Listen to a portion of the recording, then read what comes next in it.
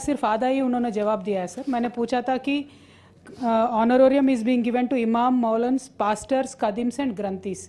मैंने ये सवाल इसलिए किया साहब कि माइनॉरिटी का जो डिक्लेरेशन कांग्रेस पार्टी ने दिया है इलेक्शंस में, उसमें इन सबको भी पेंशन देने का उन्होंने दावा किया था।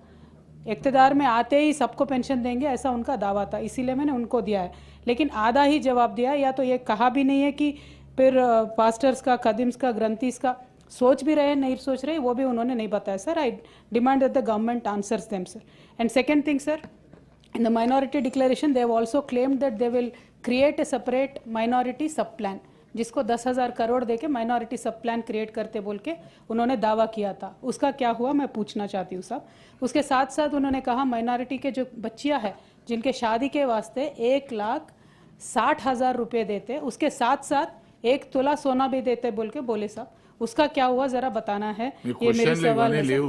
लेव सर काकपोते है, जैसे जिस तरीके से मिनिस्टर्स को आप समय दे रहे साहब, हमें भी देना इंपॉर्टेंट है सर, क्योंकि मिनिस्टर्स भी आधा घंटा बात कर रहे सब, तो थोड़ा हमें 5 मिनट तो आप दे दो। और इसमें एक ही रिक्वेस्ट है साहब, इसमें एक ही रिक्वेस्ट है।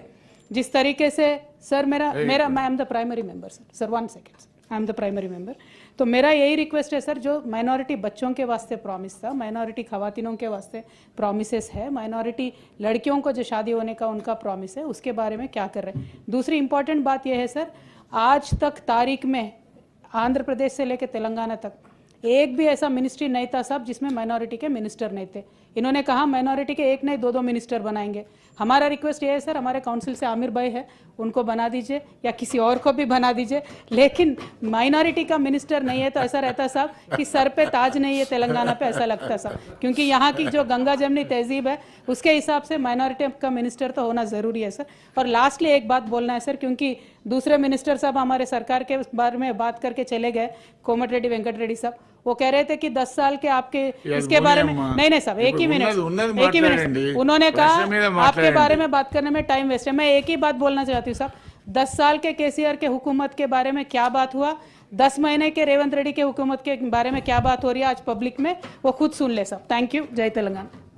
अफेंडी जी ఒక్క నిమిషం అమ్మా, మంత్రి గారు ఒక్క నిమిషం। అఫెండి గారు।